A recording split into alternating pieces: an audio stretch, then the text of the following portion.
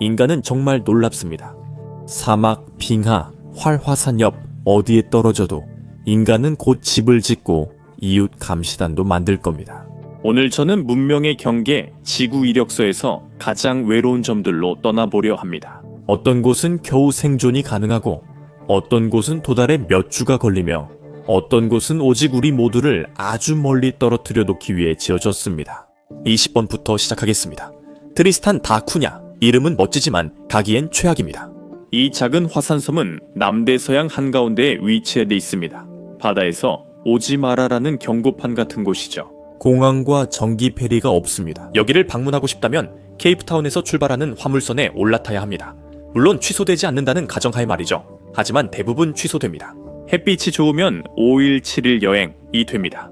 크루즈 여행 같아요. 크루즈가 멀미와 화물 컨테이너 그리고 뷔페가 전혀 없는 여행이라면 먼저 섬의회 승인을 받는 게 좋겠네요.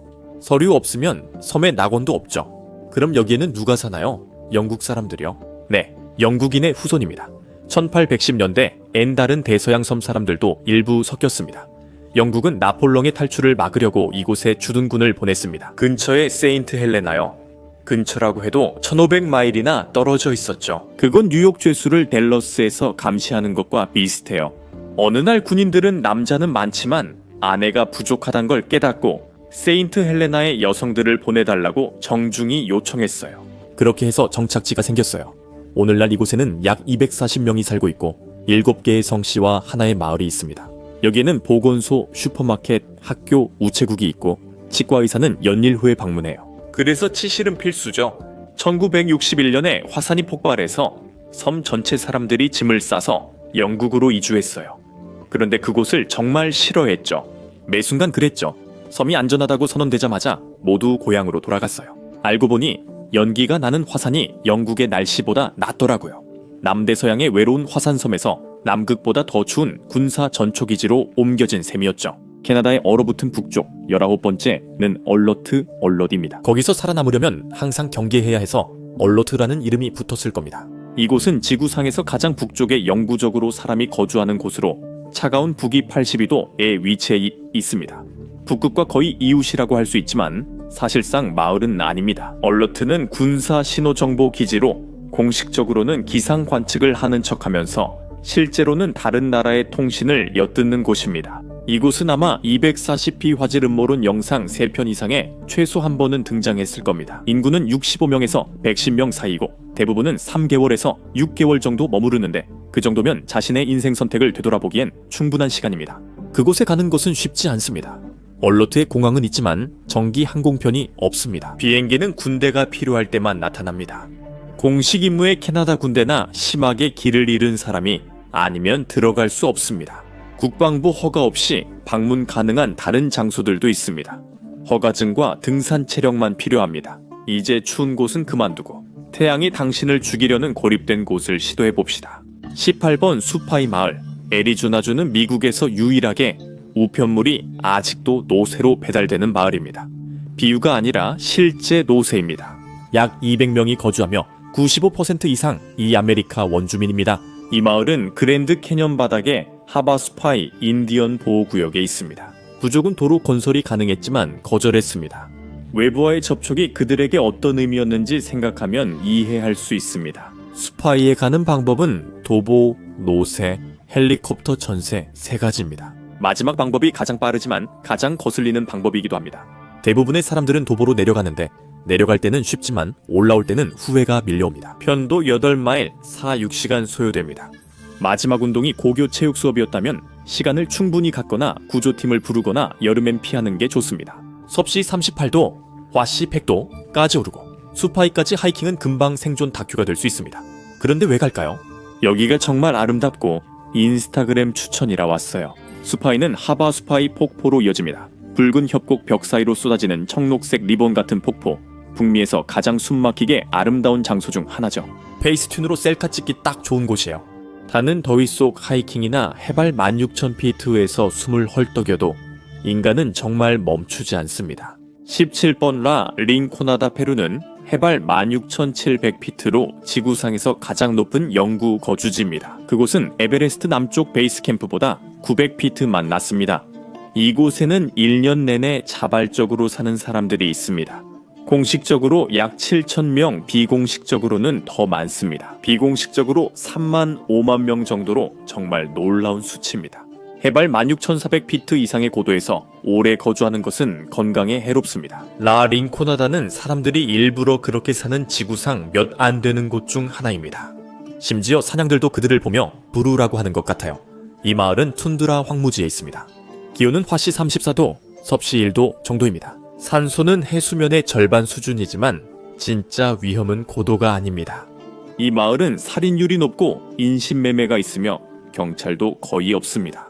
수돗물, 하수도 없이 공기엔 수은이 떠다니고 도로가 열려야 음식이 들어옵니다. 그런데도 왜 금에 집착하는 걸까요? 사람들은 30일 동안 무급으로 일하고 단 하루만 자신이 찾은 것을 가질 수 있습니다. 이건 생계가 아니에요. 곡괭이를 든 러시안 룰렛이죠. 수만 명이 여전히 라 링코나다에서 살고 일하고 있습니다. 자연은 계속 신호를 보내고 있지만 사람들은 듣지 않고 있습니다. 고산병에서 동상까지 가봅시다. 진행 상황 16번 그린란드입니다. 이름부터가 여러분을 속이고 있는 곳이죠. 4만 명 넘는 사람들이 이 거대한 얼음 위에서 땅인 척 살고 있습니다. 그리고 동쪽에는 이미 외딴 섬인 그린란드에서도 더욱 외진 곳, 인구 345명의 이토코토밋이 있습니다. 이곳에는 북극곰, 여우, 바다 코끼리 등 다양한 동물이 함께 살며 이웃 간 주택 소유자 협회 분쟁도 금방 끝납니다. 그리고 기후변화 덕분에 북극곰들은 해마다 조금씩 더 가까이 다가오고 있습니다. 여기에 오려면 헬리콥터가 필요하고 여름엔 배도 괜찮지만 침몰 위험은 감안해야 합니다. 이 도시는 1920년대 우연히 세워졌습니다. 1925년 덴마크 탐험가 아냐르 미켈손과 그의 80명 이누이트 선원들은 이곳에 발이 묶였습니다. 그들의 배는 얼음에 부딪혀 멈췄지만 좋은 사냥터를 발견해 머물게 됐습니다. 새로운 집이라고 할 만한 건 어차피 여기 갇혔으니 그냥 사는 거죠. 화물선은 1년에 한 번 들를 뿐이고 그게 전부입니다. 나머지 시간엔 현지인들이 물가에 일각골에 북극곰을 사냥하며 삽니다. 작살 들고 코스트코 가는 것과 비슷하죠. 수세기 동안 적응해온 이누이트들은 여기서 완전히 다르게 태어났지만 그들조차도 힘으로는 이길 수 없습니다. 기후 변화로 얼음이 녹으면서 이제 사냥은 저녁 식사와 얼어붙은 무덤 사이에 도박이 되었습니다. 지금까지 우리는 화산에 도착하기 위해 일주일 동안 항해했고 북극에서 폐가 얼 정도로 추위를 견뎠으며 폭포 셀카를 찍으려고 협곡을 걸어왔습니다. 인류는 엉뚱한 장소 선택에 있어서는 여전히 무적입니다. 이 고립 투어 15번째 계속할 준비 되셨습니까? 피케온 제도는 지구상에서 인구가 가장 적은 곳 중 하나이자 태평양에 남아있는 마지막 영국령입니다. 가장 가까운 대륙도 거의 5,000km 나 떨어져 있습니다. 인구는 50명으로 모두 Her Majesty Ship 바운티 반란자들의 후손입니다. 1789년 그들은 배를 탈취하고 충성파들을 바다에 내버려 두었으며 타히티에 들러 동반자를 데리고 피케온 섬으로 사라졌습니다. 18세기판 새 번호 누구세요? 같은 거죠. 섬은 길이가 겨우 2마일, 폭이 1마일밖에 안 돼요. 히드로 공항의 절반도 안 되는 크기고 절벽으로 가득 차 있습니다. 조금만 실수해도 바로 전 거주자가 됩니다. 이들은 어떻게 살아남았을까요? 사실 처음엔 제대로 살아남지 못했어요. 피트케온 섬은 파리대왕 중년 위기 버전이었죠. 남자들은 서로 죽이기 시작해 결국 한 명만 남았어요. 몇몇 여성과 아이들은 상황을 이해하지 못해 의아해했죠. 살인사건 이후 상황이 안정됐고 일부 새로운 사람들이 자발적이거나 난파로 도착했습니다. 1800년대에는 모두가 항해를 정말 못했던 것 같아요. 그들은 낚시, 농사, 그리고 순전히 고집으로 살아남았죠. 오늘날 이 섬의 경제는 전 세계의 호기심에 의해 돌아가요. 온라인으로 피트케온 꿀이나 보석을 살 수 있죠. 배송기간은 영업일 기준 20일에서 1000일 정도 걸릴 수 있어요. 그래도 미국 우체국보다는 낫죠. 50명의 근친교배 반란군과 사는 것도 힘든데 신경질적인 프랑스인 14번 과섬을 함께 쓰는 건 더 상상하기 어렵다. 나폴롱이 유럽을 불태운 뒤 영국은 그를 세인트 헬레나 섬으로 유배시켰어요. 그곳은 나폴롱도 재기를 꿈꿀 수 없을 만큼 멀었습니다. 현명한 선택이었어요. 세인트 헬레나는 사실 점에 불과하죠. 세인트 헬레나는 남대서양에 위치하며 앙골라에서 1200마일, 리우데자네이루에서 2500마일 떨어져 있습니다. 이 10마일에 5마일밖에 안 되는 바위섬에는 약 4,500명이 살고 있는데 섬이 너무 작아서 답답함을 모두가 함께 느낄 정도입니다. 이 섬의 고립성 덕분에 양배추나무와 와이어버드 같은 독특한 종들이 살고 있었지만 영국인들이 소, 염소, 개를 데리고 오면서 생물 다양성은 점심거리가 되고 말았습니다. 고립에 대해 말하자면 이런 지리 심층 분석이 좋으면 구독해주세요. 저는 이제 인간 대신 등고선을 친구로 삼았으니까요. 세인트 헬레나 사람들은 영국 정착민과 해방된 서아프리카 노예의 후손입니다. 일부는 섬에서 해방되고 다른 이는 구조됐습니다. 세인트 헬레나는 납포된 노예선들의 대서양 중간 기착지가 되었고 2017년에 공항이 개항하면서 남아프리카 공화국에서 주 1회 항공편이 운항되고 있습니다. 신중히 계획하고 다치지 마세요. 응급실은 섬 시간에 운영됩니다. 그래도 다음에 소개할 곳과 비교하면 세인트 헬레나는 리조트처럼 보입니다. 그곳은 펭귄도 오기 힘들 만큼 외딥니다. 인사부에 13번 불만을 기록하세요. 게르겔렌 제도는 데솔레이션 아일랜드라는 별명을 가지고 있습니다. 인구는 45명에서 100명 사이인데 샤이닝 백을 재현할 확률에 따라 달라집니다. 게르겔렌 제도는 프랑스령 남부와 남극 제도에 속합니다. 이 이름만 봐도 이곳이 열대 낙원 같은 섬이 아니라 노출로 인해 죽을 수도 있는 섬임을 알 수 있습니다. 6,000피트가 넘는 빙하들이 자연의 보안 시스템처럼 이곳 풍경 곳곳에 자리 잡고 있습니다. 하지만 그 빙하들을 자주 볼 수는 없습니다. 이 섬들은 정말 아무것도 없는 외딴 곳에 위치해 있습니다. 이 섬들은 남아프리카, 호주, 남극 중간에 위치되어 있으며 비행기 모두와 비슷한 지리적 위치입니다. 유일한 거주자는 포르토 프랑스에 있는 과학자들과 직원들 뿐입니다. 아마도 상사를 귀찮게 한 사람들이겠죠. 여름엔 약 90명, 겨울엔 45명이 머물며 생태학, 지질학, 기상학을 연구합니다. 동상에 걸리는 여름 캠프와 같으며 레위니옹 섬에서 10일간 배를 타고 가야 합니다. 도착하면 비가 끊임없이 내리고 바람은 시속 62마일로 붑니다. 연구원들은 자신들이 고립됐다고 느끼지 않는다고 말합니다. 아마도 모스부 12번으로 SOS를 깜빡이며요. 팔머스턴은 쿡 제도 15개의 섬 중 하나지만 관광객들에게 가장 인기 있는 섬은 아닙니다.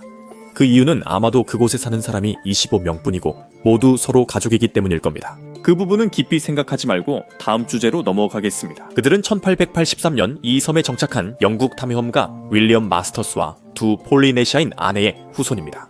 한 현지인은 일요일 빼고 매일 오후에 현지인들이 배구를 한다고 했습니다.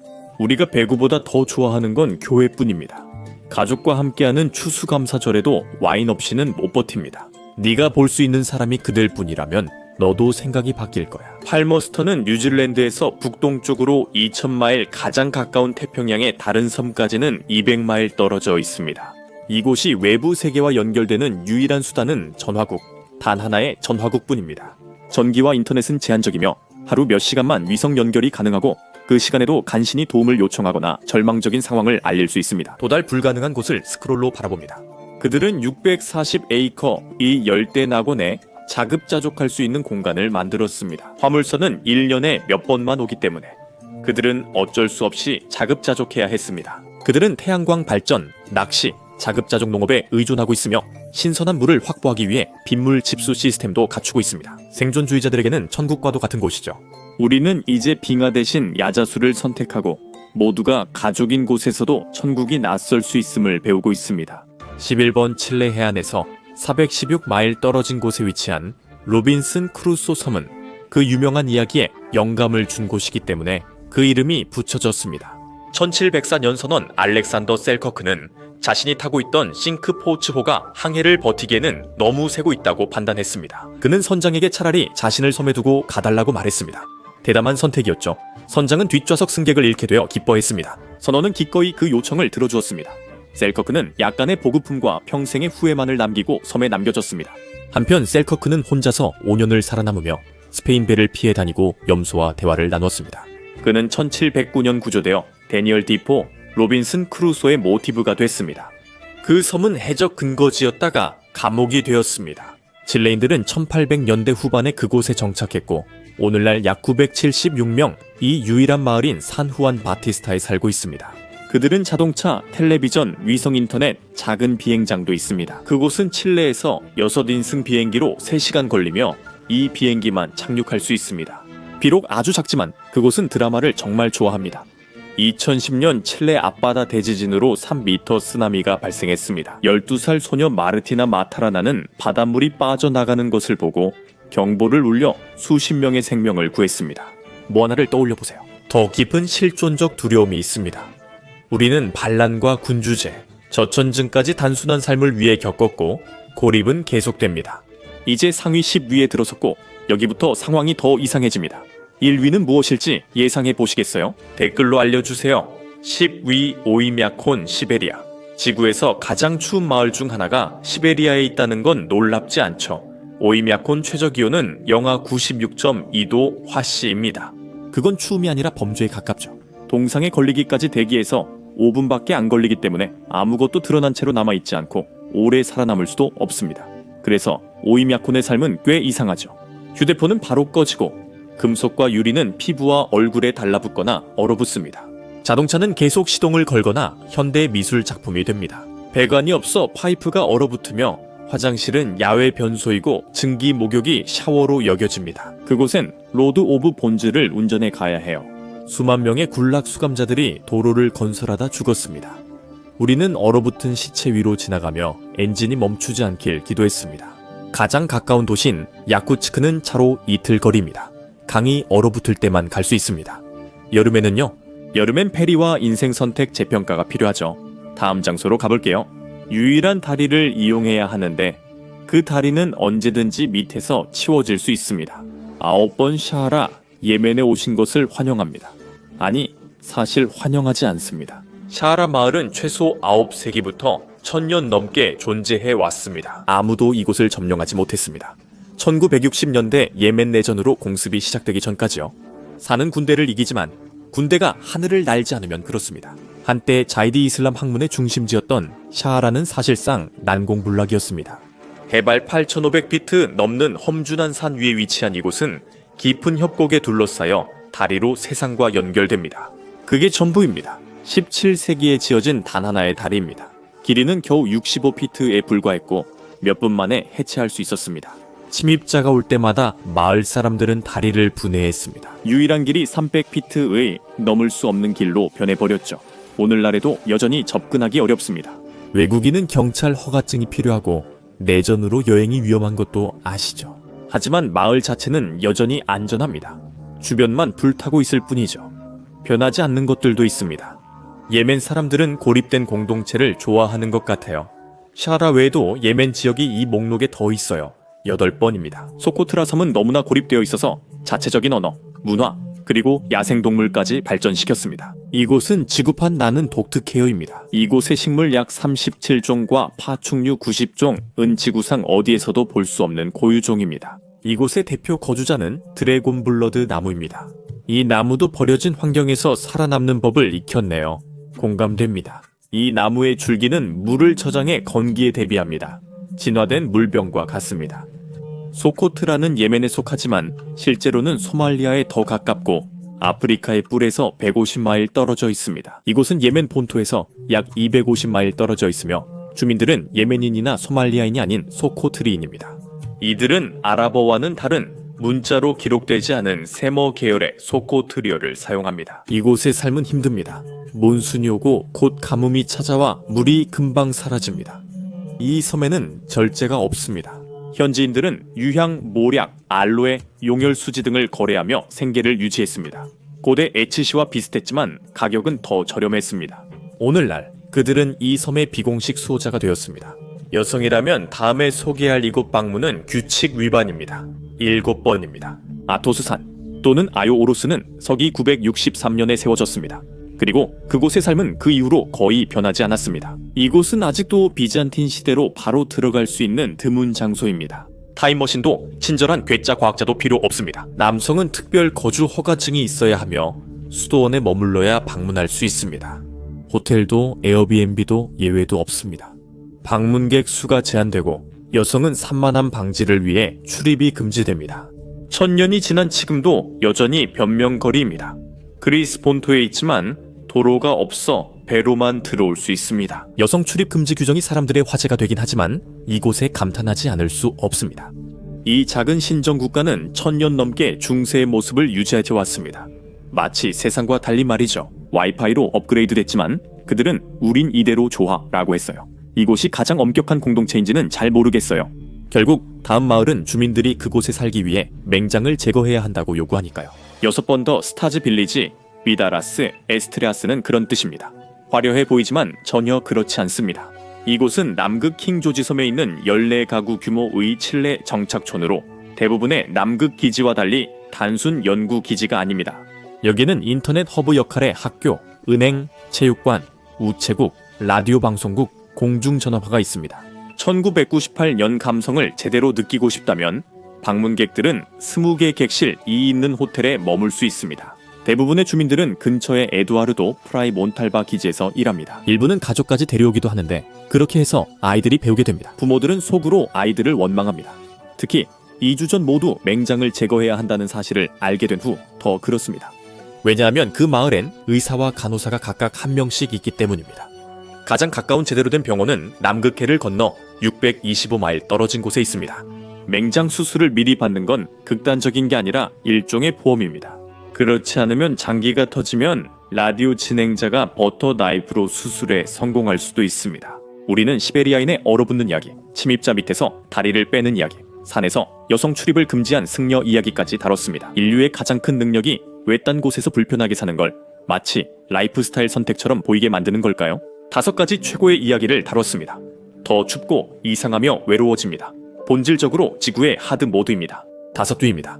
뉴욕시에서는 이웃과 대화하는 일이 그들이 너무 시끄러울 때뿐입니다. 이제 그 이웃들이 평생 볼 수 있는 유일한 사람들이라고 상상해보세요. 왜냐하면 당신의 마을 전체가 한 아파트 건물 안에 살고 있기 때문이죠. 도망칠 수도 없고 오직 공유된 벽과 소극적인 적대감만 있을 뿐입니다. 알래스카 휘티어에 오신 걸 환영합니다. 이곳은 너무 숨겨져 우편 번호 전체가 증인 보호 프로그램에 들어간 것 같습니다. 이곳은 산들에 숨겨져 있고 1시간마다 열리는 1차선 터널로만 갈 수 있습니다. 통금도 있습니다. 터널은 밤 10시 30분에 닫힙니다. 만약 늦는다면 축하합니다. 차 안에서 하룻밤을 보내야 합니다. 알래스카 현지인은 유머로 극복합니다. 많은 사람들이 휘티어의 포로 Power Prisoner of Whittier 라고 적힌 셔츠를 입고 다니는데 이건 농담이라기보다는 감정적인 지지 문구처럼 느껴집니다. 270이 명주민 대부분이 14층 102치 타워스에 거주합니다. 그 안에는 학교, 식료품점, 우체국, 교회가 있습니다. 아마도 약간의 개인 공간만 있으면 또 무엇이 필요할까요? 아이를 학교에 데려다 주려면 터널을 통과해야 하고 아프면 행운이 필요하며 큰일이 나면 앵커리지까지 운전해야 합니다. 물론 터널이 열려 있어야 합니다. 신들이 관대한 날이어야 하며 햇살은 기대하지 마세요. 휘티어는 연간 비 16피트, 눈 20피트가 내립니다. 그 여행 안내서는 팔기 어렵겠지만 다음에 소개할 마을은 휘티어가 더 넓고 편안한 천국처럼 느껴지게 합니다. 4번째입니다. 빅토리아 호수 중앙에 미긴고가 있습니다. 이곳은 금속 지붕 아래 땅이 거의 보이지 않을 정도로 사람이 빽빽하게 모여있는 섬입니다. 이곳은 열대 휴양지보다 보트가 가득한 종말의 주차장 같습니다. 이곳에는 500명이 축구장 절반 크기인 21,500평방피트의 좁은 공간에 밀집해 있습니다. 왜일까요? 2단어로요? 완전한 광기? 아니에요. 그게 아니라 나일롱어 때문입니다. 물고기는 크고 수익도 좋아. 여기서 사는 건 최고의 낚시터를 차지한다는 의미입니다. 크기와 상관없이 바, 카페, 약국, 미용실, 그리고 사창가도 들어설 충분한 공간이 있습니다. 우선순위겠죠. 미긴고는 케냐와 우간다 사이 영토 분쟁 중심에 있으며 두 나라 모두 이 섬이 자기 땅이라 주장합니다. 2005년 우간다는 국기를 세우고 어부의 세금을 부과하자 케냐가 반대를 했습니다. 여전히 협상은 진전이 없습니다. 누구의 법 아래에 살아야 하는지 아무도 확실히 알지 못하지만 두 나라 모두 어쨌든 세금을 걷는 것은 확실히 하고 있습니다. 정치인들은 지도에서조차 찾을 수 없는 곳이라도 세금을 부과할 기회는 절대 놓치지 않죠. 드디어 상위 3곳입니다. 여기까지 오는 길은 외로웠죠. 3위입니다. 이스터섬 또는 라파누이는 거대한 석상들로 유명하죠. 누군가가 이유도 모른 채 이 석상들을 세웠습니다. 기본적으로 역사상 가장 오래된 예술 설치물이라고 할 수 있습니다. 이 섬이 외진 곳이라고 말하는 건 너무 약한 표현이죠. 이곳은 칠레 본토에서 약 2200마일 떨어져 있습니다. 현지인들은 1500년 넘게 이어져 온 폴리네시아 언어인 라파누이어를 사용합니다. 유럽인들은 1722년 부활절 일요일에 처음 이곳에 상륙했고 곧바로 후회했습니다. 존재만으로 당신을 심판하는 수백 개의 석상 얼굴들은 당신의 선택을 의심하게 할 것입니다. 모아이 석상은 600개이며 일부는 높이 10m에 달했습니다. 고대 폴리네시아인들이 하체 운동을 거르지 않았다는 증거죠. 방사성 탄소 연대 측정으로 모아이 등 기념물이 폴리네시아 서쪽에서 동쪽으로 확산된 것이 밝혀졌습니다. 1000년, 1300년 사이 라파누이는 인류 바위 투어의 마지막 정착지였습니다. 라파누이 사람들은 태평양을 오가며 교역하고 소통했지만 어느 순간 모든 것이 중단됐습니다. 왜일까요? 아무도 정확한 이유를 모릅니다. 전쟁, 기후, 외계인 등 여러 가설이 있습니다. 무슨 일이 있었든 그것은 역사상 가장 어색한 단절 중 하나와 수백 개의 얼굴이 허공을 응시하게 만들었습니다. 2013년까지 이 다음 공동체에 대해 거의 아무도 자세히 몰랐죠. 두 번째입니다.